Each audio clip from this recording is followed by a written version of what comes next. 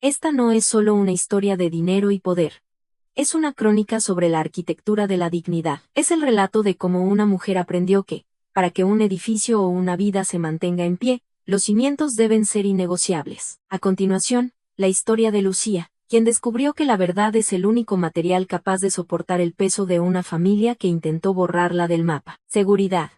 Echen a esta mujer inútil. Mi madrastra dijo eso ante un micrófono frente a 200 invitados en la fiesta de jubilación de mi padre. Y mi padre, de pie a 3 pasos de distancia en su traje a medida de una sastrería de la calle Serrano, miró al suelo y no dijo nada. Salí. No corrí. No lloré. Y en 47 minutos, cancelé todas las cuentas financiadas por la familia, moví 17 millones de euros a un fideicomiso que ella no sabía que existía y apagué mi teléfono. Cuando lo volví a encender, tenía 56 llamadas perdidas y toda mi familia estaba en la puerta de mi casa. Pero no estaban allí para pedir perdón, estaban allí porque un documento legal que jamás habían visto acababa de colapsar 20 años de la cuidadosa planificación de mi madrastra. Antes de continuar, por favor, tómate un momento para dar a me gusta y suscribirte, pero solo si conectas genuinamente con esta historia. Deja un comentario contándome desde dónde nos ves y qué hora es allí. Mi nombre es Lucía Paxton, tengo 34 años. Y esta es la noche en la que dejé de ser invisible. Ahora, déjame llevarte 11 meses atrás, al día en que recibí un correo electrónico de una mujer muerta.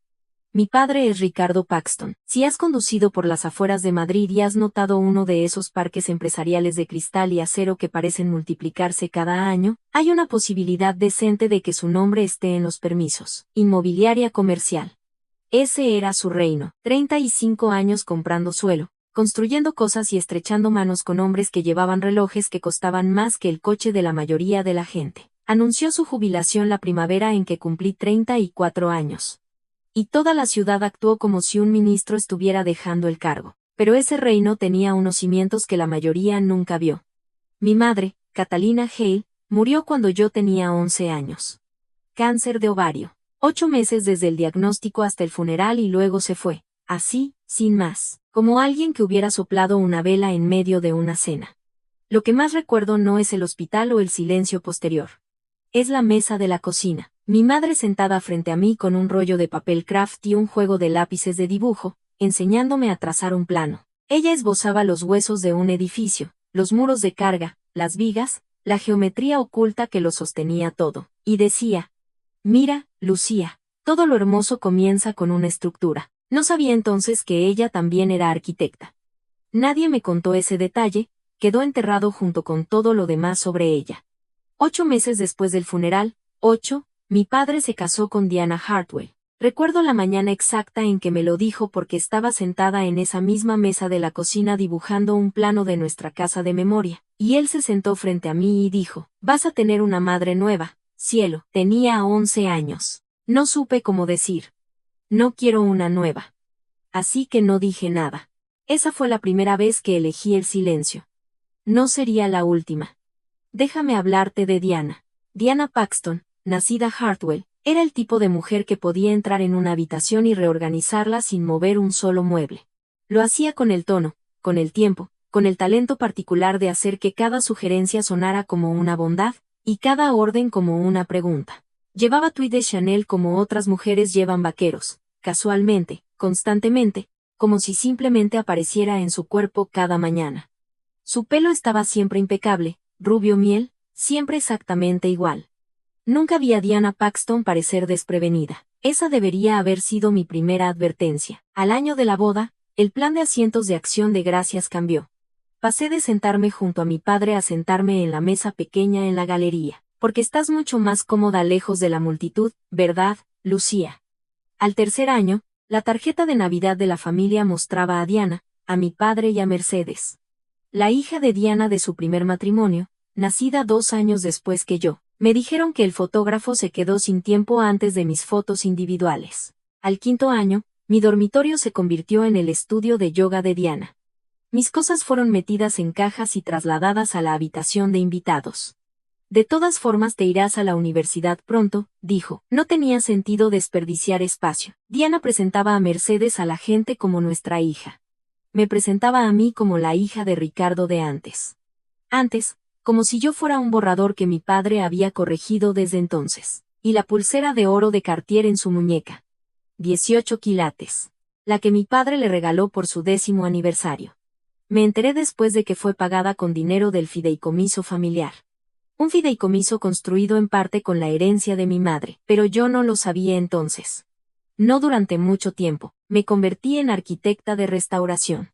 Si no sabes lo que significa, no te culpo. La mayoría de la gente no lo sabe, incluida mi familia. Restauro edificios antiguos. No los glamurosos, no los áticos de lujo en el barrio de Salamanca o las villas en Marbella. Trabajo en los que todos los demás han olvidado. Una biblioteca centenaria en la Sierra de Madrid, un antiguo cuartel de bomberos en los Pirineos, una escuela en un pueblo perdido con el tejado colapsado, y 100 años de historias en sus muros. Retiro la decadencia, encuentro los huesos originales y los traigo de vuelta a la vida. Es minucioso. Es físico. Algunos días estoy cubierta de polvo de yeso y arrastrándome por desvanes con una linterna entre los dientes. Gano 110.000 euros al año. Que es una vida perfectamente digna. Pero en el mundo de los Paxton, donde el acuerdo de patrocinio de Mercedes en Instagram valía 200.000 por publicar fotos de bolsos, mi carrera era un chiste. La pasada Navidad, en la cena familiar a la que fui invitada a regañadientes, Mercedes anunció su último contrato publicitario mientras Diana irradiaba orgullo. Cuando la conversación giró hacia mí, Diana inclinó la cabeza y dijo: «¿Y Lucía, has encontrado algo más estable todavía?» Como si hubiera estado buscando trabajo, como si la arquitectura de restauración fuera una fase, como un año sabático que se hubiera alargado una década. Mi padre miró su plato. Siempre miraba su plato. Conduje a casa esa noche en mi Subaru, 7 años de antigüedad, 200.000 kilómetros, pagado. El Mercedes de Mercedes estaba aparcado junto al mío en la entrada cuando me fui. Ella había dado unas palmaditas en el capó al entrar y dijo: «¿Qué coche más mono?» «Muy tú». No respondí. Simplemente conduje. Eso es lo que siempre había hecho. Conducir, tragar y conducir. Pero lo que ninguno de ellos sabía era que, 6 semanas antes, la Sociedad de Preservación Histórica me había otorgado su más alto honor por el proyecto de la biblioteca. No se lo dije. Había dejado de ofrecer buenas noticias a personas que solo sabían cómo minimizarlas. Ese proyecto, sin embargo, cambiaría todo, solo que aún no lo sabía. 11 meses antes de la fiesta de jubilación, estaba arrodillada en el suelo de mi piso en Madrid, revisando una caja que no había abierto en años. Era la caja de mi madre, una cosa de cartón maltratada que había llevado de la casa de las afueras a mi residencia de estudiantes, a mi primer apartamento. Y finalmente, aquí, un tercer piso sin ascensor con suelos chirriantes y buena luz. Dentro, el cuaderno de cuero de mi madre, unos cuantos de sus lápices, una fotografía de ella de pie frente a una casa a medio construir con serrín en el pelo y la sonrisa más grande que había visto jamás. Y en el fondo, debajo de una pila de viejas tarjetas de cumpleaños, un sobresellado que nunca había notado antes. Era color crema, papel grueso. En el frente, con la caligrafía de mi madre, esa letra inclinada y confiada que reconocería en cualquier parte. Decía: «Para Lucía cuando esté lista». Mis manos temblaban cuando lo abrí. Dentro había una sola hoja de papel con su membrete personal. Y esta es la parte que me dejó sin aliento. El membrete decía: «Catalina Hale, Arquitectura y Preservación». Mi madre había sido arquitecta licenciada, tenía su propio estudio, nadie me lo había contado nunca. Ni mi padre, ni Diana, ni una sola persona en 23 años. Debajo del membrete, en esa misma letra inclinada: «Mi querida niña, hay cosas sobre el dinero de nuestra familia que necesito que entiendas cuando seas mayor. He hecho los arreglos para proteger lo que es tuyo. El señor Aldrich tiene todo. Búscalo». Escondida detrás de la carta había una tarjeta de visita. Tomás Aldrich, abogado, fideicomisos y sucesiones. Me senté en el suelo de mi apartamento durante mucho tiempo. Luego abrí mi portátil y busqué su nombre. Tomás Aldrich tenía 67 años y seguía ejerciendo. Su oficina estaba en el centro de Madrid, a 12 paradas de metro de mi puerta. Escribí un correo electrónico con mi nombre completo y las palabras: «Mi madre era Catalina Hale Paxton. Me dejó una carta. Me dijo que te buscara. Respondió en 2 horas. El asunto decía: «He estado esperando este correo durante 23 años, señorita Paxton. Dijo que tenía un documento que necesitaba ver. Dijo que solo podía discutirse en persona. Y preguntó cuándo podría ir. Fui a la mañana siguiente, pero antes de contarte sobre esa reunión, necesito que entiendas algo sobre mi padre. Ricardo Paxton no era un villano. Eso es lo que lo hacía mucho peor. A un villano lo puedes odiar limpiamente. Mi padre era algo más complicado. Un hombre que me quería pero que carecía del valor para demostrarlo cuando le costaba algo. Tengo un recuerdo al que regreso más que a ningún otro. Tenía 14 años. Mi padre me recogió del colegio un martes, sin razón. Simplemente apareció y me llevó al lado oeste de la ciudad donde un hermoso edificio antiguo estaba siendo demolido. Nos sentamos en el coche y vimos caer la bola de demolición. Estuvo callado mucho tiempo. Luego dijo, tu madre habría luchado por salvar ese edificio. Fue la última vez que mencionó su nombre. Después de eso, Catalina Hale Paxton se convirtió en un fantasma en su propia casa. Sus fotografías desaparecieron de los pasillos. Sus libros fueron guardados en cajas. Su nombre fue reemplazado por el de Diana en cada frase. Cada tradición, cada brindis. Y mi padre dejó que sucediera un borrado a la vez, porque las lágrimas de Diana eran más fuertes que mi silencio. 3 semanas antes de la fiesta de jubilación, lo llamé. Quería quedar para un café, solo nosotros dos. Dijo que sí inmediatamente, y por medio segundo, sentí algo cálido y desconocido. Luego mi teléfono sonó 10 minutos más tarde. La voz de Diana. La agenda de tu padre está muy llena ahora mismo, Lucía, quizás después de la fiesta. Una semana después, llegó la invitación. Cartulina de alta calidad, letras en oro, celebrando 35 años de excelencia. Ricardo Paxton, organizado por Diana Paxton y Mercedes Paxton. Mi nombre estaba impreso como Lucía Paxton Hartwell, el apellido de soltera de Diana, guionizado al mío como una marca. Decidí que iría, pero primero vería a Tomás Aldrich. 3 semanas antes de la fiesta, Diana comenzó a construir su escenario. Noté el primer movimiento un lunes. Había enviado un mensaje al grupo de WhatsApp de la familia, algo pequeño, preguntando a qué hora se nos esperaba en el lugar, y el mensaje se quedó allí, entregado pero sin respuesta durante 3 días. El jueves, abrí la aplicación y me di cuenta de que el grupo estaba muerto. Sin nuevos mensajes, sin actividad. Escribí a Mercedes por separado. Se ha roto el grupo familiar. Respondió 4 horas después. Oh, mamá hizo uno nuevo. Debió ser un fallo. No hubo fallo. Nunca hay un fallo con Diana. Llamé a la coordinadora de eventos del Hotel Whitmore, una mujer llamada Janelle que llevaba la logística de la fiesta. Le di mi nombre y dije que quería confirmar mi asistencia. Hubo una larga pausa. Luego, lo siento, no tengo a Paxton en la lista de invitados. ¿Podría ser un acompañante? Sentí que el suelo se movía bajo mis pies. No sorpresa, reconocimiento. Había visto este patrón antes. La lenta precisión mecánica de ser desaparecida. Pero esta vez, la maquinaria funcionaba más rápido. Llamé directamente a Diana. Contestó al segundo tono. Siempre lo hacía, porque Diana nunca quería parecer que te estaba evitando. Lucía, qué sorpresa. No estaba segura de si vendrías después de todo. Dejó que la pausa colgara, unos puntos suspensivos cargados, implicando alguna condición vergonzosa que yo ya debería saber. Luego, pero por favor, no te pongas uno de tus conjuntos de trabajo. Esto es etiqueta rigurosa. Dije que estaría allí. Ella dijo que pediría a alguien que añadiera mi nombre. Esa tarde, revisé la tarjeta de crédito que mi padre había puesto a mi nombre cuando cumplí 18 años. Una tarjeta familiar vinculada al fideicomiso para emergencias. Seguía activa.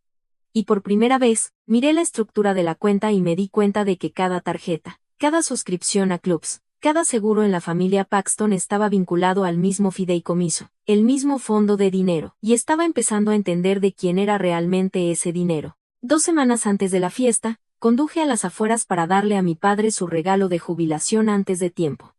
Quería verlo sin el ruido, sin la actuación, solo hija y padre. Había pasado 3 meses restaurándolo, un renderizado arquitectónico original de la primera propiedad comercial que mi padre compró en 1989. Localicé el plano original en el archivo del condado, estabilicé el papel, lo enmarqué de nuevo en madera de nogal recuperada. Era, pensé, el tipo de regalo que decía. Veo quién eras antes de todo esto. Mi padre lo abrió en el salón. Sus ojos se suavizaron. Sus dedos flotaban sobre el cristal, por un momento, estuvo en otro lugar. En algún lugar antes de Diana, antes de las invitaciones con letras de oro y el tuit de Sanel. Lucía, empezó. Diana apareció en el umbral. Miró el dibujo enmarcado como se mira un dibujo infantil pegado en la nevera. Es dulce, Lucía, pero ya tenemos las paredes llenas. Mercedes encargó un retrato de tu padre. Óleo sobre lienzo por un artista de verdad. Mi padre dejó mi regalo en una mesa auxiliar. No luchó por él. Nunca luchó por nada que fuera mío. Diana lo guió hacia la cocina. Me quedé sola en el salón y miré hacia la chimenea. Sobre la repisa colgaba el retrato que Mercedes había encargado, óleo sobre lienzo, marco dorado. Mostraba a mi padre sentado en un sillón de cuero, Diana de pie detrás de él, una mano sobre su hombro, Mercedes a su lado, sonriendo. La composición estaba completa. No había espacio vacío, no había lugar para nadie más. Me estaba dando la vuelta para irme cuando escuché la voz de Diana desde detrás de la puerta de la cocina, baja y rápida. Va a montar un numerito en la fiesta, Ricardo. Ya sabes cómo es. Sacará a colación a su madre y lo arruinará todo. Quizás deberíamos preparar seguridad. La respuesta de mi padre fue apenas audible. Es mi hija, Diana. Y la respuesta de Diana fue perfectamente clara. Exacto. Y las hijas deberían saber cuál es su lugar. Salí por la puerta principal, pero al pasar por el despacho de Diana, lo vi en su escritorio. Una carpeta de cartón con el logo de un bufete de abogados que no reconocía y las palabras borrador de enmienda de fideicomiso impresas en la pestaña. No me detuve. No la abrí, pero la vi y recordé. Mercedes me llamó el sábado siguiente, no para charlar. Mercedes nunca llamaba para charlar, sino porque necesitaba una segunda opinión sobre su modelito para la fiesta. Dije que sí porque todavía, a mis 34 años. Seguía diciendo que sí a personas que nunca preguntaban cómo estaba. Nos encontramos en una tienda de lujo en la Milla de Oro. El tipo de lugar donde el aire huele a dinero y las dependientas recuerdan tu nombre si gastas lo suficiente. Recordaban el de Mercedes, se probó 7 vestidos en 90 minutos, un Oscar de la Renta en seda marfil, un Valentino en rojo intenso, un Marchesa con cuentas que costaba más que mi alquiler mensual. Cada uno era traído en una percha de terciopelo por una dependienta que la llamaba señorita Paxton y la trataba como a la realeza. El total rondaba los 12.000 euros. Mercedes no pestañó. Entregó una tarjeta negra vinculada, como todo, al fideicomiso familiar, y la dependienta se la llevó con una sonrisa. Cuando me acerqué al mostrador para pagar un par de zapatos, negros sencillos, 200 euros de mi propia cuenta, la dependienta miró mi tarjeta, luego a mí, y dijo: ¿Y usted quién es? Mercedes se rió. No cruelmente, exactamente. Peor, con indiferencia, como si la respuesta fuera obvia. Es mi hermanastra. Restaura edificios viejos, físicamente con sus manos. La forma en que lo dijo, con sus manos. Como si el trabajo fuera un pasatiempo pintoresco, como si las ampollas y el polvo de yeso y las vigas centenarias que había salvado de la ruina fueran de alguna manera menos reales que un vestido de 12.000 euros cargado al dinero de otro. En el camino a casa, Mercedes entregó el mensaje que había estado esperando. Lucía, mamá piensa que no deberías dar un discurso en la fiesta.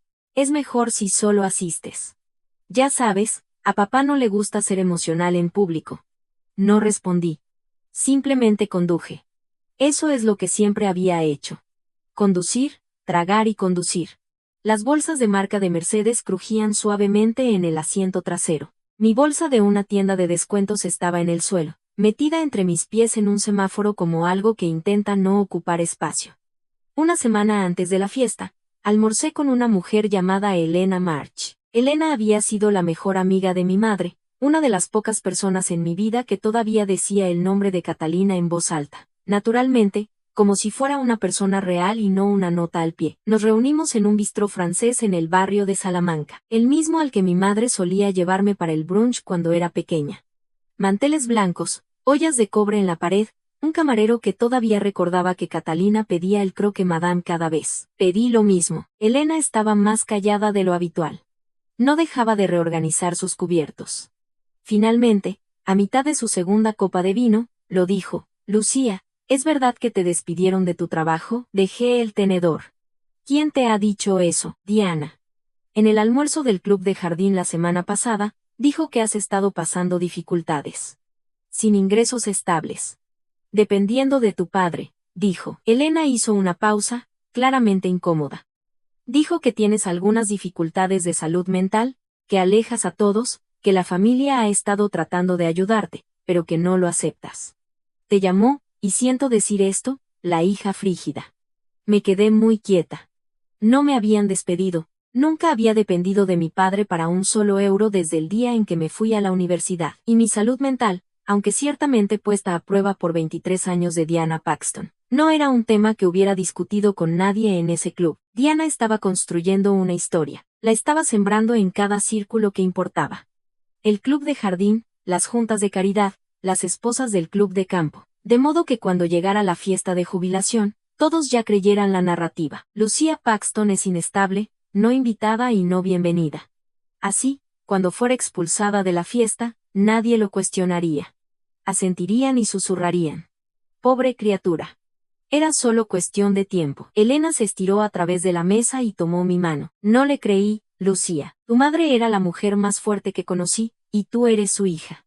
Apreté la mano de Elena y algo dentro de mí que había estado doblándose durante mucho tiempo finalmente dejó de doblarse y comenzó a enderezarse. La noche antes de la fiesta, me senté sola en mi apartamento. Estaba tranquilo, de la forma en que Madrid se queda tarde un viernes. Sirenas distantes, un perro ladrando 3 edificios más allá. El zumbido del radiador que necesitaba reparación desde noviembre. Me senté en el sillón que encontré en una subasta y pasé 4 fines de semana restaurando, una taza de manzanilla enfriándose en la mesa auxiliar. Y miré la fotografía de mi madre en la pared, Catalina Hale, 31 años, de pie en una obra de construcción con serrín en sus botas y un plano enrollado bajo el brazo, riéndose de algo fuera de cámara. Viva. Pensé en no ir. Podría quedarme aquí en mi apartamento, en mi tranquilidad, en mi vida cuidadosamente construida, y dejar que tengan su fiesta y su retrato y su narrativa. Podría tragarme esta también. Era buena tragando.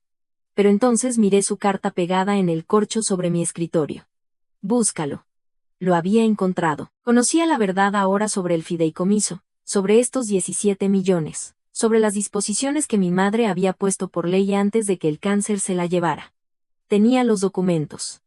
Tenía la autoridad. Tenía a Tomás Aldrich esperando. No había usado nada de eso porque quería darle a mi padre una oportunidad más. Si Ricardo Paxton se ponía a mi lado en esa fiesta, si me presentaba a sus colegas, si decía mi nombre como un padre debería, volvería a poner los documentos en el cajón y nunca hablaría de ellos. Le estaba ofreciendo la prueba más fácil del mundo. Elige a tu hija, solo una vez. Preparé mi vestido. Azul marino medianoche, líneas limpias, sastrería impecable. Nada llamativo, nada que pidiera atención. Abrí mi joyero y saqué los pendientes de perlas Mikimoto de mi madre, lo único suyo que Diana no había logrado reclamar.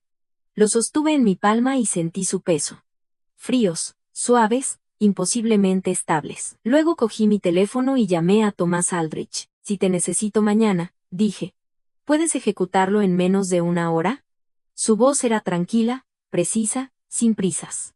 Todo ha estado listo durante 23 años, señorita Paxton. Puse la alarma a las Shapte. Colgué el vestido en la parte posterior de mi puerta y dormí profundamente. De la manera en que duermes cuando finalmente dejas de esperar y empiezas a decidir. El Hotel Whitmore en una noche de sábado de octubre, es el tipo de lugar que te hace sentir mal vestida incluso si llevas lo mejor. Lámparas de cristal del tamaño de coches pequeños. Suelos de mármol italiano pulidos hasta un brillo de espejo. Personal de servicio de etiqueta llevando bandejas plateadas de champán que atrapaban la luz como oro líquido. El gran salón de baile había sido transformado. Mesas redondas cubiertas con lino belga blanco, centros de mesa de hortensias blancas, y rosas de color oro pálido. Un cuarteto de jazz en vivo en la esquina tocando Cole Porter con el tipo de precisión sin esfuerzo que compra el dinero. 200 invitados, socios comerciales, amigos de golf, la alta sociedad madrileña, gente cuyos aprendizajes, desintandas inhospitales, donaciones universitarias, caminaban y murmuraban y chocaban copas bajo una pancarta que decía: brindemos por Ricardo Paxton, 35 años construyendo un legado. Di mi nombre en la mesa de recepción. La joven comprobó su lista, hizo scroll, comprobó de nuevo. Su sonrisa vaciló. Paxton. Lucía, lo siento. No veo. Oh, espera. Aquí. señaló con su bolígrafo. Fuiste añadida ayer. Ayer. 200 invitados confirmados con meses de antelación. Y yo fui añadida ayer. Apretada en el margen como una errata que alguien había detectado en el último minuto. Gracias, dije, y entré. Me golpeó en oleadas. Los susurros, no gritos, no acusaciones. Susurros, el tipo que viaja a través de un cóctel como una corriente de aire bajo una puerta. Un grupo de mujeres cerca de la barra, champán en mano, mirando en mi dirección. Esa es la hija frígida, un hombre con traje de rayas inclinándose hacia su mujer. He oído que lleva meses sin trabajar. Otra voz medio escondida detrás de un arreglo de hortensias. No sabe hacer nada bien. Diana dice que solo aparece y causa escenas. Las semillas de Diana estaban floreciendo exactamente según lo planeado. Mantuve la espalda recta. Seguí caminando. Escaneé la sala en busca de mi padre y lo encontré cerca del pequeño escenario al fondo del salón de baile, de pie entre Diana y Mercedes, sonriendo para un fotógrafo que los estaba organizando en un retrato familiar. Ricardo, Diana, Mercedes, 3 personas, perfectamente compuestas, perfectamente iluminadas. El fotógrafo disparó sus fotos. Nadie me buscaba. Nadie pronunciaba mi nombre, y por el rabillo del ojo, noté a 2 hombres con trajes oscuros posicionados cerca de la entrada, auriculares de seguridad. Uno de ellos miró a Diana, luego a mí, y cambió el peso de su cuerpo. Me estaban vigilando. Les habían dicho que me vigilaran. Me abrí paso a través del salón. Es algo extraño caminar entre una multitud que ha sido preparada para verte como un problema. Cada sonrisa se sentía como un estremecimiento. Cada hombro girado se sentía deliberado. Pasé junto a una mesa de antiguos socios comerciales de mi padre, hombres a los que conocía desde niña. Y ni uno solo me saludó. La narrativa de Diana había hecho su trabajo. Ya no era la hija mayor de Ricardo Paxton. Era la historia de advertencia sobre la que habían sido informados. Llegué al pequeño círculo alrededor de mi padre. Ricardo me vio primero. Su rostro hizo algo complicado. Un destello de calidez rápidamente seguido por algo que parecía pánico. Abrió la boca, pero antes de que salieran las palabras, la mano de Diana estaba en su hombro, sus dedos presionando la tela de su esmoquín como una correa tensa. Lucía, logró decir, me alegro de que pudieras venir. 5 palabras. Las mismas 5 palabras que le dirías a un colega que apenas reconoces. Diana se giró para enfrentarme. Estaba radiante, vestido de seda color crema, pelo recogido, diamantes en su garganta, esa sonrisa particular que usaba cuando estaba a punto de sacar sangre. Su voz tenía el tono justo para que el círculo de 15 personas a nuestro alrededor escuchara cada sílaba. Lucía, qué sorpresa. No estaba segura de si vendrías, después de todo. Dejó que la pausa aterrizara, sus ojos barriendo al grupo como si los invitara a llenar el blanco con cualquier rumor que ya les hubieran alimentado. Luego, más suave, casi tierna. Bueno, simplemente no hagas que esto gire en torno a ti, ¿vale? Esta noche es sobre la familia. ¿Familia? La palabra aterrizó como una bofetada. Mercedes apareció en el codo de Diana, fresca de algún lugar. Un nuevo collar de diamantes en su clavícula. 8.000 euros de platino y diamantes atrapando la luz del candelabro. Miró mi vestido con el tipo específico de sonrisa que en realidad es un inventario. Lucía, me encanta el vestido. ¿Es de la temporada pasada? Lo dejé pasar. No había venido por Mercedes. Miré a mi padre. Papá, ¿puedo hablar contigo un momento a solas?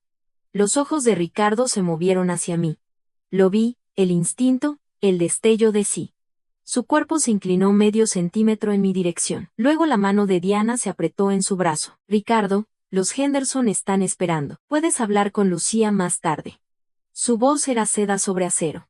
Mi padre se enderezó, miró a Diana, me miró a mí, y luego se dio la vuelta y caminó hacia los Henderson, Diana guiándolo como un timón. Me quedé sola en medio de 200 personas. Una mujer mayor que no reconocí pasó a mi lado, hizo una pausa y dijo a su acompañante. No lo suficientemente callada. Pobre criatura. Diana me dijo que ha estado pasando por dificultades. ¡Qué vergüenza! Su madre era maravillosa. Su madre era maravillosa. Sí, lo era. Y me dejó más de lo que nadie en esta sala entendía. Necesito llevarte ahora, 3 semanas antes de esa fiesta, a un martes por la tarde en el centro de Madrid. La oficina de Tomás Aldrich estaba en un edificio de estilo antiguo en la calle Serrano. El ascensor era lento, el pasillo estaba oscuro. Y la puerta era de roble sólido con una placa de latón que no se había actualizado desde los años 90. Dentro, se veía exactamente como imaginarías que se vería la oficina de un abogado de fideicomiso si hubiera estado ejerciendo durante 40 años, y no viera razón para redecorar. Estanterías de suelo a techo, volúmenes encuadernados en cuero de derecho sucesorio, un escritorio de caoba enterrado bajo archivos cuidadosamente apilados. Y en la pared detrás de su silla, una fotografía enmarcada de mi madre, más joven de lo que la había visto nunca, de pie frente a un edificio con un casco y una sonrisa. Aldrich tenía 67 años, pelo plateado, deliberado. Hablaba de la forma en que los abogados cuidadosos hablan.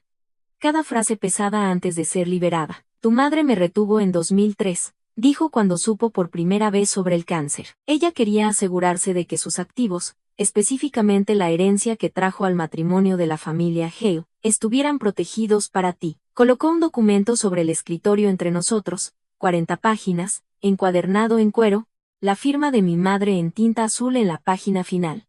El acuerdo de fideicomiso de 2004. Me lo explicó en un lenguaje sencillo porque mi madre se lo había pedido 23 años por adelantado. Catalina Hale había entrado en el matrimonio con 17 millones de euros de riqueza heredada. Ese dinero fue colocado en el fideicomiso familiar Paxton, pero con una distinción legal crítica. Fue designado como fondos segregados, amurallados, legalmente separados del resto de los activos del fideicomiso, aunque estuvieran en la misma cuenta. Tu madre firmó una enmienda en 2006, continuó Aldrich, deslizando un segundo documento hacia adelante, 6 meses antes de que falleciera. Te designa a ti, Lucía Catalina Paxton, como la única beneficiaria de los fondos segregados, efectivo a partir de tu 30 grado cumpleaños. No se requieren cofirmas. No se necesita aprobación del administrador. Miré la página, la letra de mi madre en el margen. Para mi niña. ¿Lo sabe mi padre?, pregunté. Aldrich hizo una pausa. El tipo de pausa que te dice la respuesta antes de que lleguen las palabras. Tu padre estuvo presente cuando se estableció el fideicomiso original. Siempre lo ha sabido. El aire salió de la sala, y Diana, la señora Paxton, la actual señora Paxton, nunca fue informada. El acuerdo de fideicomiso nunca fue compartido con ella. Parece creer que la totalidad de los 42 millones en el fideicomiso pertenecen a la familia en general. Entrelazó sus manos. Ha estado contactando a mi firma y a la administradora fiduciaria, una mujer llamada Rebecca Stone, solicitando acceso a las provisiones del fideicomiso. La señora Stone declinó correctamente. 17 millones de euros. Mi madre había construido un muro alrededor de él con papel, tinta y previsión, y había aguantado durante 23 años. ¿Qué sucede?, dije lentamente. Si retiro, los 25 millones restantes no cubrirán los préstamos que tu madrastra autorizó utilizando el total de 42 millones como garantía. El banco emitirá una llamada de margen. Me quedé con eso durante mucho tiempo. No voy a firmar hoy, le dije. Levantó una ceja. Dame hasta después de la fiesta. Quiero ver si mi padre me elige. Aldrich miró la fotografía de mi madre en la pared, luego volvió a mí. Tu madre, dijo, lo entendería. Salí de su oficina con una copia de ambos documentos en una carpeta y algo que no había llevado en años. Una elección. Ahora sabes lo que yo sabía cuando estaba de pie en ese salón de baile. Déjame contarte qué pasó después. Los discursos comenzaron a las 8:30. Diana tomó el micrófono primero. Por supuesto que sí. Se puso en el pequeño escenario con su vestido de seda color crema, diamantes brillando bajo los focos, y entregó un discurso que fue, en cualquier medida, impecable. Agradeció a los invitados. Elogió los 35 años de trabajo de Ricardo, llamó a Mercedes al escenario para un abrazo que provocó un asombro colectivo de 200 gargantas. Habló sobre la familia, sobre la lealtad, sobre las personas que realmente hacen de una casa un hogar. No dijo mi nombre. No me miró. El nombre de Catalina no fue mencionado ni una vez. Cuando los aplausos se desvanecieron, me levanté. No iba a dar un discurso. Solo quería caminar hacia el frente, entregar a mi padre su regalo, una pequeña caja de terciopelo que contenía una brújula de latón que había restaurado minuciosamente, la misma que mi madre le había dado cuando eran jóvenes y estaban enamorados, grabada con sus iniciales, CH, y decir algo tranquilo, algo privado, algo que fuera nuestro. Estaba a 10 pasos del escenario cuando Diana me vio venir. Su expresión no cambió. Esa es la cosa que recuerdo más, lo controlada que estaba. Se inclinó hacia el micrófono y, con una voz tan clara y tranquila como una campana de cena, dijo: «Seguridad». El salón murmuró, las cabezas se giraron. Luego lo dijo. Cada palabra precisa, cada sílaba diseñada para llevar. «Por favor, retiren a esta mujer. No fue invitada y está causando una interrupción». 200 personas se quedaron en silencio. El cuarteto de jazz se detuvo. Incluso el barman pausó a mitad de servicio. Cada par de ojos en esa sala se giró hacia mí, de pie sola en el pasillo central, sosteniendo una pequeña caja de terciopelo, llevando las perlas de mi madre. Miré a mi padre. Ricardo Paxton estaba a 3 pasos del micrófono, a 3 pasos de su mujer, a 3 pasos de su hija. Miró a Diana, me miró a mí, y luego miró hacia el suelo. No dijo nada. Los 2 guardias de seguridad se materializaron a cada lado de mí. El de mi izquierda habló en voz baja. «Señora, nos han pedido que la escoltemos fuera». La sala observaba. Algunos miraban hacia otro lado. Algunos no. Mercedes, cerca del escenario, tenía su teléfono en alto. Filmando, me di cuenta, filmando a su hermana siendo retirada de la fiesta de jubilación de su padre. Puse la caja de terciopelo en la mesa más cercana. No la tiré. No la golpeé, la puse suavemente, de la forma en que dejarías algo que amabas y estabas dejando atrás. Luego miré a mi padre una última vez y dije, no en voz alta, no con ira, solo lo suficientemente claro para que las personas cercanas lo escucharan. «Vine por ti, papá, no por ella, pero veo tu elección». Me giré, caminé hacia la salida, espalda recta, ojos secos, mis pendientes de perlas Mikimoto atrapando la última luz del candelabro mientras pasaba por las puertas dobles y entraba al vestíbulo. Detrás de mí, escuché la voz de Diana regresar al micrófono. «Siento mucho eso, todos». Ahora, ¿por dónde íbamos? El cuarteto de jazz comenzó de nuevo antes de que las puertas se cerraran detrás de mí. El aire de octubre me golpeó como agua fría. Me quedé en los escalones delanteros del Hotel Whitmore, escalones de mármol, suaves y pálidos bajo las farolas, y escuché la música amortiguada sangrando a través de las paredes detrás de mí. Cole Porter, risas, el choque de copas de champán, un mundo continuando sin interrupción, como si una mujer no acabara de ser expulsada de la celebración de su propio padre por 2 hombres con auriculares. Me senté en el escalón superior. La piedra estaba fría a través de la tela de mi vestido. Podía ver mi aliento en el aire. Dentro, el salón de baile brillaba cálido y dorado a través de las ventanas de suelo a techo. Fuera, la luz era azul pálida y fina. El tipo de luz que hace que todo parezca honesto. Miré mi reflejo en la pantalla de mi teléfono. Los pendientes de perlas de mi madre, mi propia cara, compuesta, estable, pero debajo, algo rompiéndose a lo largo de una línea de falla, que había estado allí desde que tenía 11 años. Me di 60 segundos. 60 segundos para sentirlo. Todo ello. La humillación. El silencio donde la voz de mi padre debería haber estado. El conocimiento de que 200 personas me habían visto ser borrada y luego habían vuelto a su champán. Los 60 segundos por cada palabra tragada. Cada Navidad en la mesa pequeña. Cada vez que había conducido a casa y me había dicho a mí misma que no importaba. Luego me levanté porque mi madre no me crió para sentarme en los escalones de otras personas. Saqué mi teléfono y llamé a Rebecca Stone. Contestó al primer tono. Le había advertido que esta llamada podría llegar esta noche. «Rebecca, soy Lucia Paxton. Estoy lista para proceder con la transferencia de fondos segregados esta noche». Su voz era estable, profesional, sin sorpresas. «Necesitaré tu firma digital y el código de autorización del señor Aldrich. Puedo ejecutarlo en 45 minutos después de recibir ambos. Los tendrás en 10. Colgué. La música del salón de baile se hinchó detrás de las puertas de cristal. No miré atrás. Aprendí lo que sucedió dentro del salón de baile después por Elena March, quien se quedó hasta el final y lo recordó todo. Diana regresó al micrófono como si no hubiera ocurrido nada. Suavizó su discurso de la manera en que suavizaba todo, con una mano ligera y una voluntad de hierro. «La familia es lealtad», le dijo a la sala, su voz cálida y segura. «Y esta noche celebramos a un hombre que construyó todo desde la nada». Desde la nada. Como si 17 millones de la herencia de Catalina Hale fueran nada. Como si los cimientos bajo los cimientos no existieran. La sala aplaudió. El champán fluyó. Mercedes publicó su historia de Instagram desde el escenario. Un primer plano de ella y Diana mejilla con mejilla. Con el subtítulo, La familia primero. Sin mención de la hermana que había sido escoltada fuera 5 minutos antes. Elena me contó que algunos invitados se movieron incómodos en sus asientos después de que me fui. Una mujer en la mesa 6 se inclinó hacia su marido y susurró. Eso no se sintió bien. Un juez jubilado llamado Harold Forrester dejó su flauta de champán y no la volvió a recoger. Pero nadie habló, nadie se levantó. Esa es la cosa sobre las salas llenas de gente educada.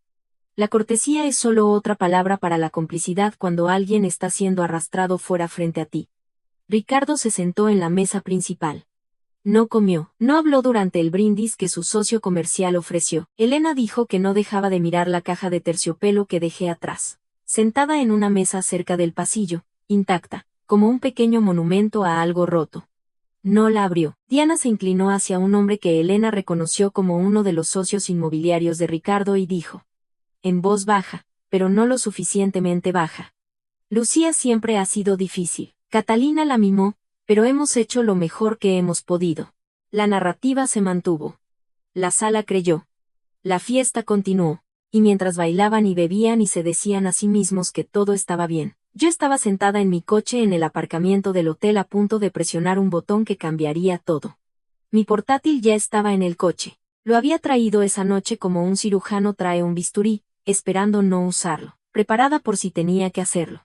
Lo abrí en el asiento del pasajero. La pantalla iluminó el interior de mi Subaru con una luz azul pálida mientras el aparcamiento del Hotel Whitmore se extendía oscuro y tranquilo a mi alrededor.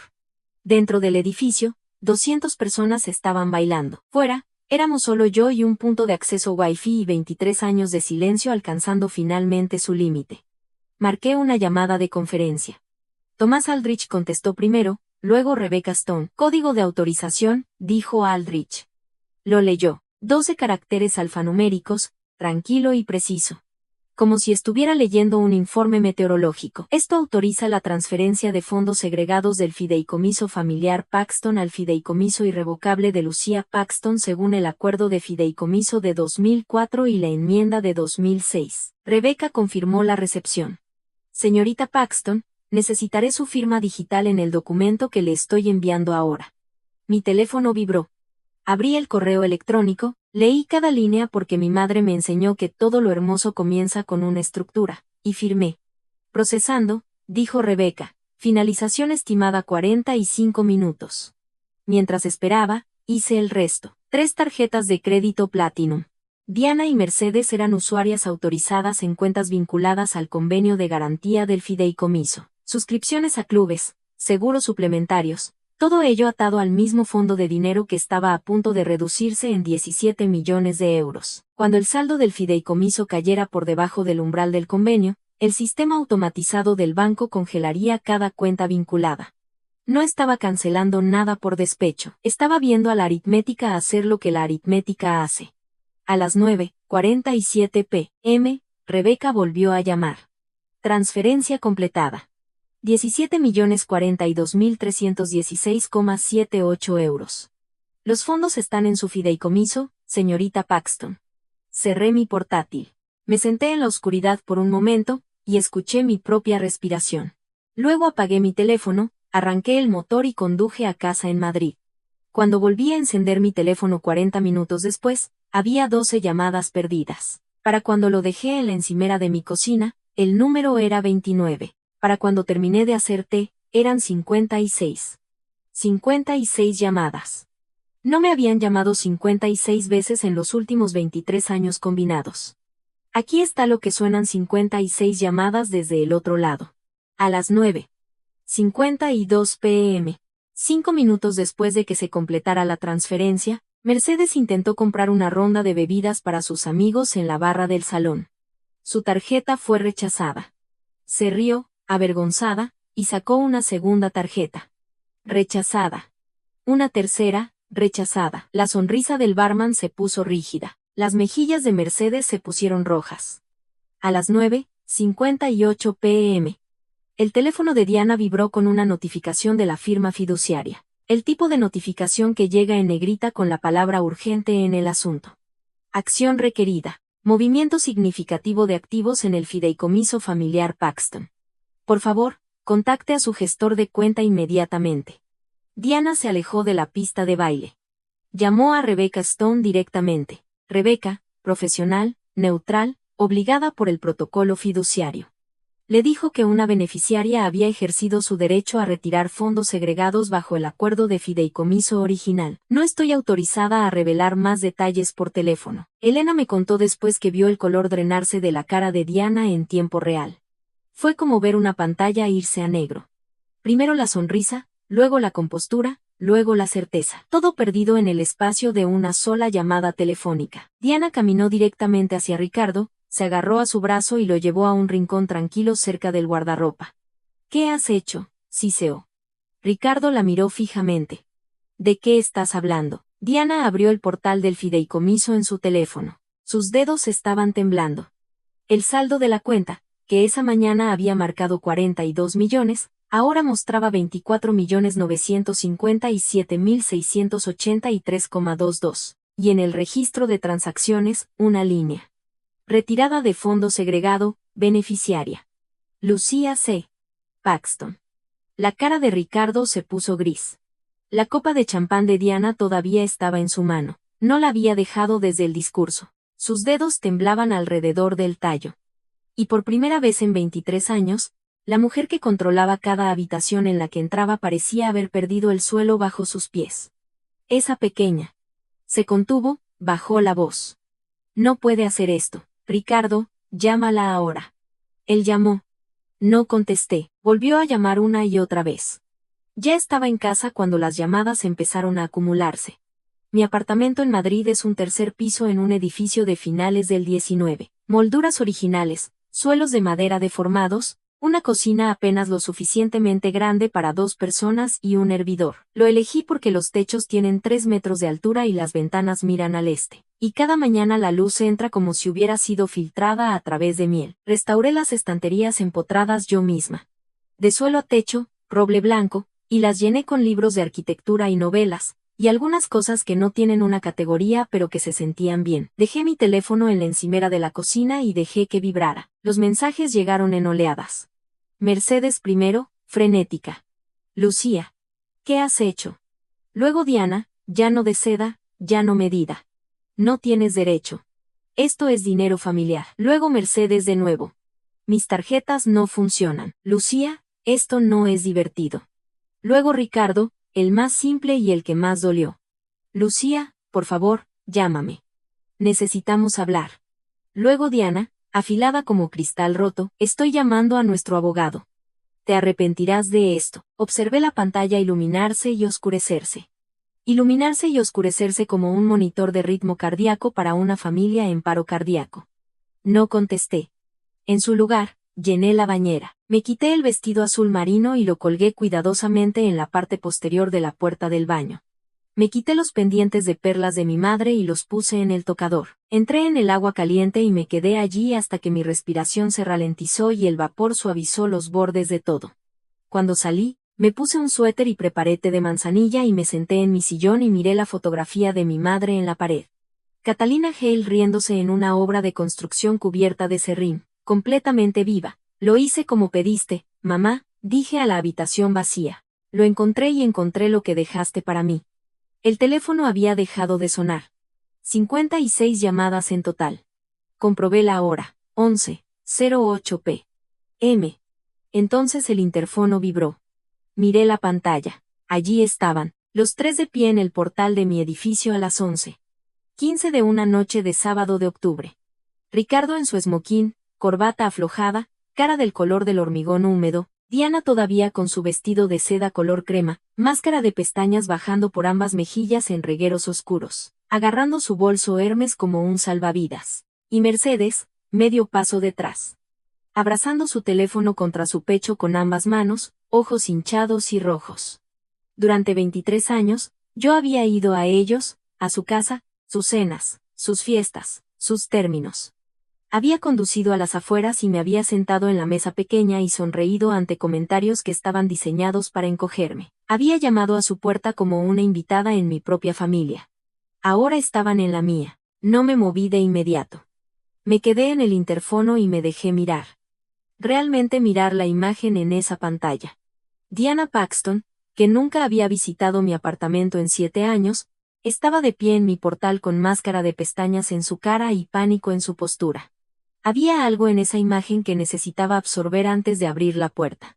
Caminé hacia el cajón de mi escritorio y saqué la carpeta, las copias del acuerdo de fideicomiso y la enmienda, la confirmación de transferencia de Rebecca Stone, y un documento más, algo que no había mencionado a nadie todavía, algo que había estado llevando conmigo desde mi reunión con Aldrich. Lo metí en la parte posterior de la carpeta.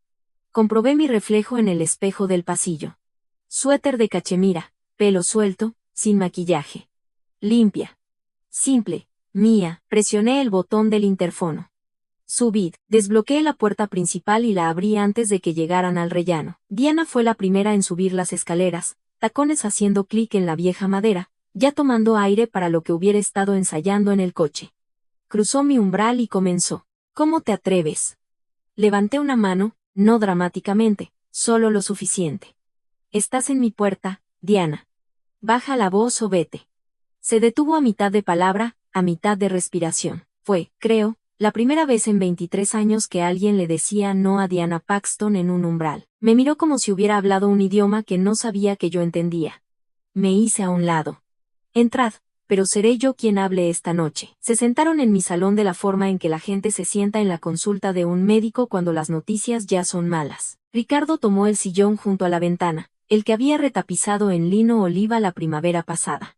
Parecía encogido dentro de su esmoquín, un hombre construido para salas de conferencias ahora comprimido en un apartamento de Madrid que olía a manzanilla y libros viejos. Diana se puso de pie. Se negó a sentarse. Estar de pie era control, y ella no estaba lista para renunciar a eso. Mercedes se posó en el borde del sofá, brazos cruzados. Teléfono agarrado en una mano, sin mirar a nadie. Diana disparó primero. Robaste a esta familia. Ese dinero le pertenece a tu padre. Abrí la carpeta en mi mesa de centro. No me apresuré. No levanté la voz. Había pasado mi carrera descubriendo las estructuras originales de los edificios, encontrando los muros de carga bajo décadas de malas renovaciones. Y eso es exactamente lo que iba a hacer ahora. Ese dinero, dije, 17 millones de euros, nunca le perteneció a mi padre. Deslicé el acuerdo de fideicomiso a través de la mesa, 40 páginas, encuadernado en cuero, la firma de mi madre en tinta azul. Le pertenecía a mi madre. Catalina Hale Paxton, tu predecesora. La sala se contrajo. Los ojos de Diana se bloquearon en el documento como si fuera un arma apuntada a su pecho. El acuerdo de fideicomiso de 2004, continué, redactado por Tomás Aldrich, ejecutado por mi madre antes de que su diagnóstico progresara. Designa 17 millones de euros, su herencia familiar del patrimonio Hale, como fondos segregados dentro del fideicomiso familiar Paxton. Legalmente separados, amurallados, míos. La voz de Diana salió fina. Eso es falso. Ricardo, dile algo. Se giró hacia mi padre. Ricardo estaba mirando el documento sobre la mesa. No miró hacia arriba. No lo negó. El silencio en la sala fue el sonido más fuerte que había escuchado jamás. Lo sabías, dije. No era una pregunta. ¿Verdad, papá? La garganta de mi padre se movió. Sus manos se agarraron a los brazos de la silla. Cuando habló, su voz tenía la calidad agrietada de algo que había estado sellado durante mucho tiempo. Tu madre. Ella lo hizo antes de enfermar. Yo.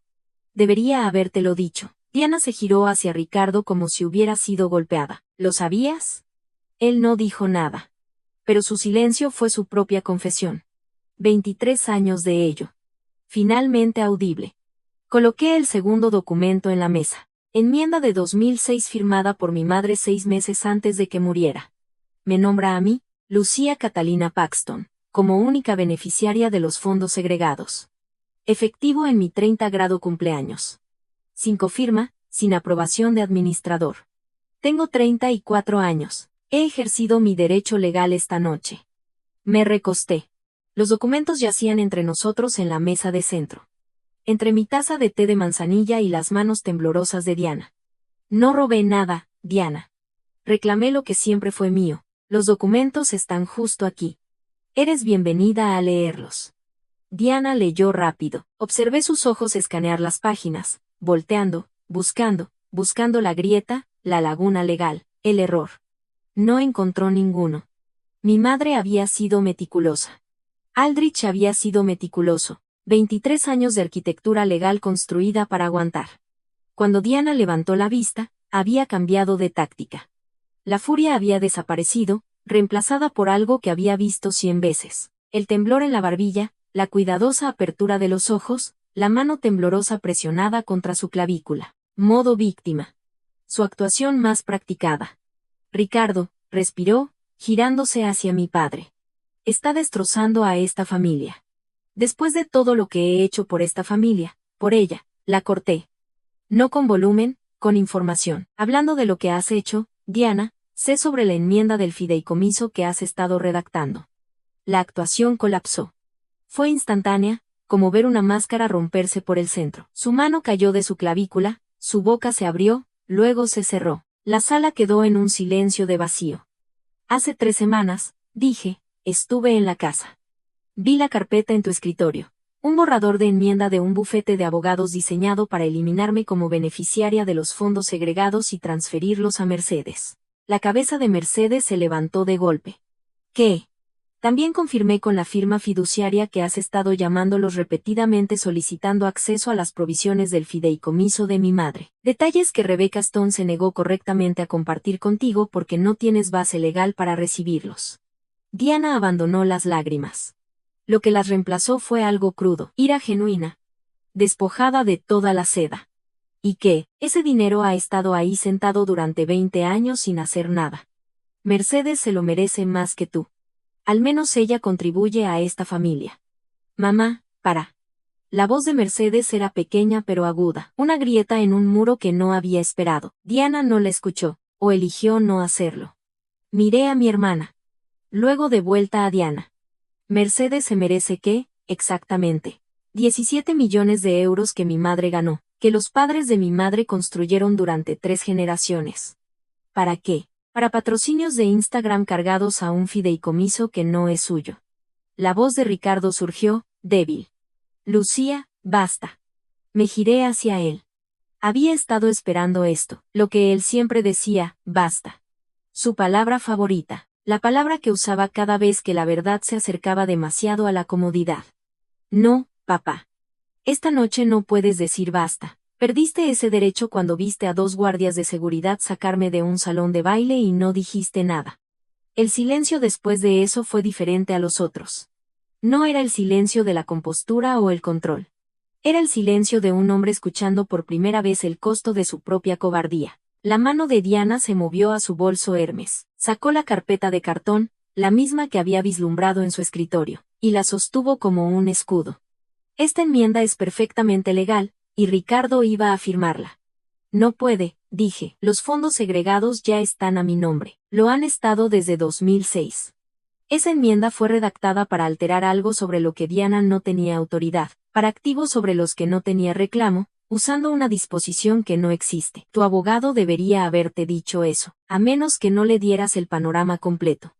Diana me miró fijamente. La carpeta tembló en su mano, un arma que se había convertido en papel. Dejé que el silencio aguantara un momento, luego expliqué lo que iba a suceder. No con emoción, no con satisfacción, sino de la forma en que explicaría los cálculos de carga en un proyecto de restauración. Hechos, estructura, aritmética. Cuando retiré los 17 millones esta noche, el saldo del fideicomiso cayó de 42 millones a 25. Pero durante varios años, Diana, usando su posición como cotitular, autorizó préstamos contra el valor total del fideicomiso, apalancamiento inmobiliario. La deuda pendiente total garantizada por el fideicomiso es de aproximadamente 38 millones. La cabeza de Ricardo se levantó lentamente. No sabía el número. Pude verlo en su cara. La expresión específica de un hombre que había firmado cosas sin leerlas porque su mujer le decía que estaba controlado. El convenio de préstamo del banco requiere que el fideicomiso mantenga la cobertura de garantía en un mínimo de 1:1, a partir de las 9:47 de esta noche. El ratio de cobertura es aproximadamente del 66%. 13 millones cortos. El sistema de cumplimiento automatizado del banco ya ha congelado las cuentas vinculadas. Tarjetas de crédito, la suscripción al club, los seguros. Es por eso que mis tarjetas, susurró Mercedes. Sí. La voz de Diana era una cuchilla. Planeaste esto. Planeaste esto para destruirnos. La miré a través de mi mesa de centro, a través de los documentos del fideicomiso, a través del té frío, a través de 23 años. No, dije, planeé ir a la fiesta de mi padre, darle una brújula que pertenecía a mi madre y esperar pasar una noche sintiéndome como su hija. Tú planeaste una humillación pública, planeaste que me retiraran por seguridad, planeaste una enmienda fraudulenta para tomar mi herencia. Yo simplemente dejé de esperar a que hicieras lo correcto. Luego alcancé la carpeta y saqué el último documento. El que había estado llevando desde mi reunión con Aldrich, el que no había mostrado a nadie. Era un correo electrónico impreso en papel normal enviado 6 meses antes desde la cuenta personal de Diana a su abogado y accidentalmente copiado a Thomas Aldrich, cuya dirección de correo electrónico seguía en el archivo como el administrador de registro en el sistema de la firma. Lo leí en voz alta, cada palabra.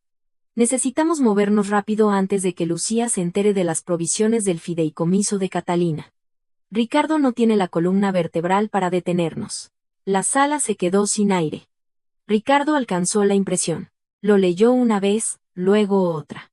Luego lo dejó sobre la mesa y miró a su mujer como si le estuviera viendo por primera vez. No a la mujer de seda color crema que organizaba su vida, y gestionaba su agenda y le decía cuándo sonreír, sino a la mujer que había escrito Ricardo no tiene la columna vertebral en una frase diseñada para robar el dinero de su difunta mujer a su hija viva. Diana, dijo. Su voz era apenas audible. ¿Esto es real? Ella no respondió. No necesitaba hacerlo. Su cara respondió por ella. La expresión específica e inconfundible de alguien atrapado no en una mentira, sino en la verdad. Eso no es venganza, dije tranquilamente. Eso es aritmética, y eso asentí hacia el correo electrónico en la mesa es quien eres. Lo que sucedió después fue el sonido de una estructura fallando. No todo a la vez. No el colapso dramático que ves en las películas. El tipo lento. El tipo que he visto en mi trabajo 100 veces. Cuando un edificio ha estado de pie sobre unos cimientos comprometidos durante décadas, y un día una sola viga cede y todo lo que está por encima se desplaza. Diana alcanzó la impresión del correo electrónico como si quitarlo de la mesa pudiera deshacer las palabras. Ricardo lo retiró. Ella giró y ahí estaba otra vez, el temblor de barbilla, los ojos brillantes. La mano en la garganta. Te está manipulando, Ricardo, igual que Catalina siempre hacía. Mi padre se puso de pie. En 23 años, nunca había visto a Ricardo Paxton ponerse de pie contra Diana. Había cedido. Había diferido. Había mirado su plato y dejado que el silencio hiciera el trabajo del acuerdo. Pero algo en esa frase, igual que Catalina, golpeó un muro dentro de él que ni siquiera él sabía que seguía en pie. No, dijo, su voz estaba temblando, pero las palabras eran piedra. Di su nombre. Diana se detuvo. Su boca estaba abierta. No salió ningún sonido. Por quizás la primera vez en su matrimonio, ella no tenía respuesta preparada porque nunca había imaginado que necesitaría una. Mercedes se levantó lentamente del sofá. Su cara estaba manchada y húmeda, pero su voz era más estable que la de cualquiera de sus padres. Lucía, dijo, no sabía sobre el fideicomiso, la enmienda, nada de esto. Miré a mi hermana, luego de vuelta a Diana. Creo que no sabía sobre el fideicomiso, Mercedes, pero sabías lo que se sentía al ver a tu hermana ser borrada de las fotos familiares. Sabías lo que significaba cuando me sentaba en la mesa pequeña cada acción de gracias. Lo sabías y no dijiste nada. Cerró los ojos, asintió una vez. Mi padre dio un paso hacia mí. Lucía, lo siento. Dejé que las palabras se asentaran. No me apresuré a consolarlo. No dije está bien porque no estaba bien. No había estado bien durante 23 años y pretender lo contrario sería una forma más de silencio. Sé que lo estás, papá. Pero lo siento ya no es suficiente. Necesito que hagas algo.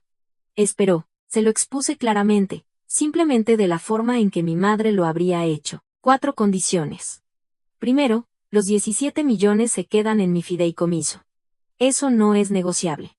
Segundo, el borrador de enmienda de Diana se destruye completamente. Confirmación notariada de que ha sido anulado. Tercero, retienes a tu propio abogado. No el abogado de Diana, el tuyo. Alguien que te explique tu situación financiera real sin que nadie edite los números. Cuarto, estoy dispuesta a reconstruir una relación contigo, pero será en términos de igualdad con límites claros, y no pasará a través de Diana. Hice una pausa. Esas no son castigos, papá. Son las condiciones mínimas para que vuelva a confiar en ti. Ricardo miró los documentos del fideicomiso sobre la mesa, la impresión del correo electrónico, la caja de la brújula que aún no había visto, la que había dejado atrás en la fiesta. Luego me miró a mí. Vale, dijo tranquilamente. Sin negociación, Diana agarró su bolso. Esto no ha terminado, Lucía. Miré sus ojos. Para mí, lo está. Lo que pase después es entre tú y tus decisiones. Se fue, tacones haciendo clic por mi escalera. La puerta principal se cerró lo suficientemente fuerte como para hacer vibrar el cristal. Mercedes se quedó un momento más. Parecía que quería decir algo, pero no pudo encontrarlo. Finalmente, susurró. Lo siento, Lucía, y siguió a su madre por las escaleras. Mi padre se quedó. Se sentó de nuevo en el sillón oliva y miró sus manos, y ninguno de nosotros habló durante mucho tiempo. El radiador zumbaba, el edificio se asentaba. La fotografía de mi madre nos observaba desde la pared.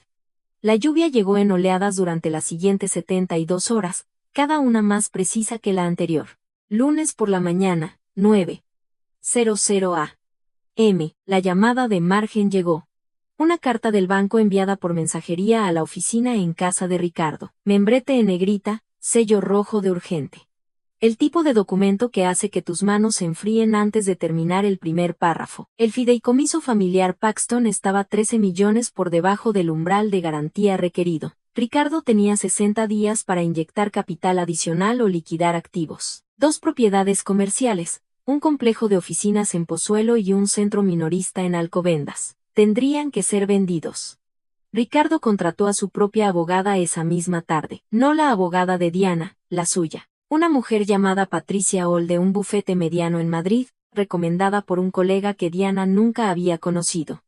Patricia revisó los registros financieros completos del fideicomiso, algo que nadie había hecho independientemente en más de una década. Lo que encontró fue la segunda detonación. Durante los últimos 15 años, Diana había autorizado aproximadamente 2,3 millones en retiros de la cuenta operativa del fideicomiso, categorizados en los registros como gastos familiares. La auditoría de Patricia reveló que eran cualquier cosa menos personales. Compras, viajes en primera clase, retiros de spa, costes de estilo de vida de Mercedes, una entrada para una propiedad de vacaciones en la Costa Brava, que estaba titulada únicamente a nombre de Diana. Nada de eso había sido aprobado por el administrador de registro. Nada de eso había sido revelado a Ricardo. Todo ello constituía un incumplimiento del deber fiduciario bajo los documentos del fideicomiso.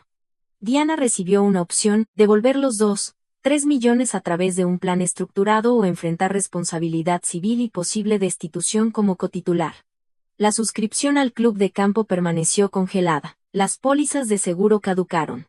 Las tarjetas de Mercedes permanecieron oscuras. Y 2 días después de la llamada de Margen, Mercedes Paxton desactivó discretamente su cuenta de Instagram.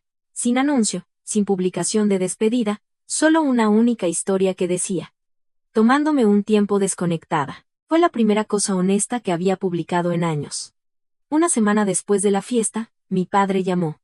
No a través de Diana, no a través de una secretaria o un intermediario de agenda. Cogió el teléfono él mismo y marcó mi número y preguntó si tomaría café con él. Nos reunimos en el bistró francés en el barrio de Salamanca, el de los manteles blancos y las ollas de cobre, el que mi madre había amado. Ya estaba sentado cuando llegué. Parecía mayor, no de la forma gradual en que el envejecimiento funciona habitualmente, sino de la forma repentina, como si una década hubiera aterrizado sobre él en 7 días. El cuello de su camisa estaba suelto, sus ojos estaban sombreados. No se había afeitado bien. En la mesa frente a él estaba la caja de terciopelo. La abrí, dijo. La brújula de latón yacía en su palma. Había pasado semanas restaurándola, limpiando la pátina, reparando la bisagra, puliendo el estuche hasta que las iniciales grabadas fueron legibles de nuevo. C.H. Catalina Hale. Mi madre se la había dado en su segundo año de noviazgo cuando él le dijo que quería construir cosas, y ella le dijo que primero necesitaba saber en qué dirección estaba mirando. Mi padre giró la brújula en sus manos. La aguja todavía funcionaba, temblando, asentándose, señalando la verdad. Ella era mi brújula, dijo. Tu madre, y dejé que alguien más guiara. Estaba llorando tranquilamente de la forma en que lloran los hombres de su generación. Mandíbula apretada. Ojos derramándose, sin sonido. No lo había visto llorar desde el funeral 23 años atrás. No dije está bien porque no estaba bien. No todavía. Quizás no durante mucho tiempo. Pero dije, me alegro de que estés aquí, papá. Eso es un comienzo. Me contó que le había pedido a Diana que se mudara de la casa temporalmente. No un divorcio, no todavía, pero una separación. Se estaba quedando en un hotel. Él necesitaba espacio, dijo, para entender qué le había sucedido a su vida mientras él no estaba prestando atención. Pedimos café. Luego, sin planearlo, ambos pedimos el croque madame, la orden fija de mi madre cada domingo en la misma mesa. Ninguno de nosotros lo mencionó. No necesitábamos hacerlo. 2 semanas después de la fiesta, Diana vino a mi puerta sola, sin máscara de pestañas esta vez, sin vestido de seda. Llevaba un abrigo de cachemira gris sobre un vestido negro sencillo, y su cara estaba desnuda, sin base, sin trabajo cuidadoso de corrector, solo el mapa crudo de una mujer de 58 años que no había estado durmiendo. La pulsera Cartier se había ido de su muñeca. Me enteré después de que la había vendido para empezar a pagar los 3 millones. No llamó al interfono. Debió seguir a alguien a través de la puerta principal. Abrí la puerta de mi apartamento y la encontré de pie en mi rellano, en brazos a sus lados, pareciendo más pequeña de lo que la había visto nunca. Arruinaste todo lo que construí, dijo. No fue enfadada. No fue actuado. Fue la cosa más plana y honesta que Diana Paxton había dicho jamás. Me apoyé contra el marco de mi puerta. Construiste sobre los cimientos de alguien más. Diana. El dinero de mi madre, el marido de mi madre, incluso la hija de mi madre. Intentaste borrarme para poder quedarte con el escenario para ti misma. Se estremeció, no el estremecimiento teatral, el real, el que sucede en los músculos alrededor de los ojos antes de que el cerebro pueda editarlo. Y luego dijo algo que no esperaba. Estaba aterrorizada, Lucía. Todos y cada uno de los días durante 23 años, estaba aterrorizada de que un día aparecieras y lo quitaras todo. Su voz se quebró. Y lo hiciste. La miré. Entendí el miedo. Entendí de la forma en que entiendes la podredumbre dentro de un muro que has abierto. No excusa el daño, pero puedes ver dónde comenzó. No tomé nada que fuera tuyo, dije. Tomé lo que era mío. La diferencia es que nunca entendiste que había una diferencia. Mantuvo mi mirada durante un largo momento. Ninguna disculpa llegó. No esperaba una. Diana Paxton era muchas cosas, pero no era una mujer que se disculpara. No a mí, no a nadie a quien hubiera colocado debajo de ella en la arquitectura de su vida.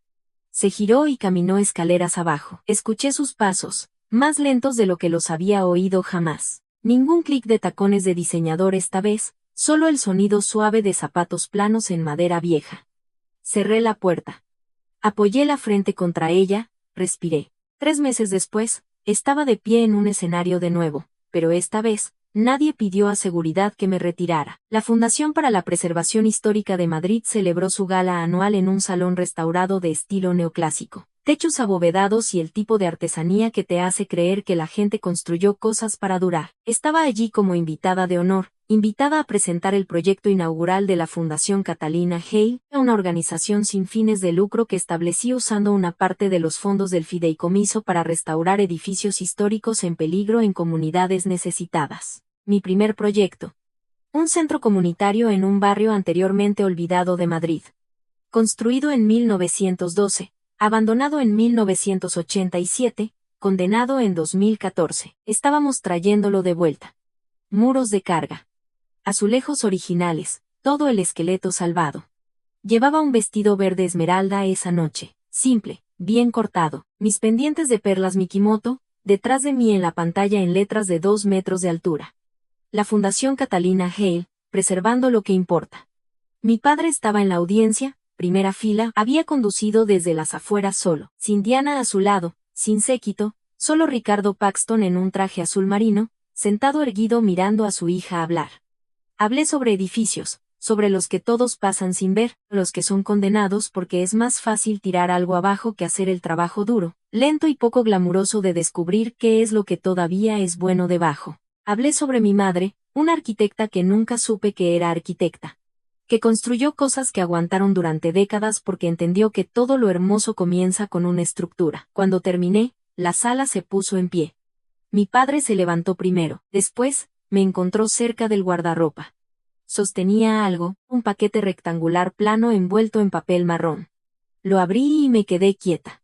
Era el renderizado arquitectónico que le había dado en la fiesta de jubilación, el plano original de su primer edificio, el que había restaurado del archivo municipal. Lo había enmarcado en madera de nogal oscuro, cristal de calidad de museo, passepartout de archivo, todo el tratamiento. Ha estado en mi pared desde el día en que me lo diste, dijo, solo que nunca se lo conté a Gianna. Sostuve el marco contra mi pecho y miré a mi padre, este hombre defectuoso, asustado e intentando, y no dije está bien. Dije, gracias, papá. Eso significa más de lo que sabes. Caminamos juntos hacia la fresca noche madrileña. 2 semanas después, recibí una carta manuscrita por correo. Sin remitente en el frente, pero reconocí la papelería. Mercedes. 3 páginas frente y dorso en caligrafía cuidadosa. Una disculpa, no del tipo performativo. No del tipo que se explica a sí misma, sino del tipo crudo, tropezado y honesto que una joven de 26 años escribe cuando está viendo su vida claramente por primera vez. No he respondido todavía, pero la carta descansa en mi escritorio junto a la carta de mi madre, junto a la caja de la brújula. Algunas cosas llevan tiempo. Algunos edificios no pueden ser restaurados en una temporada. Pero los cimientos, los reales, los que están debajo de todo, son sólidos.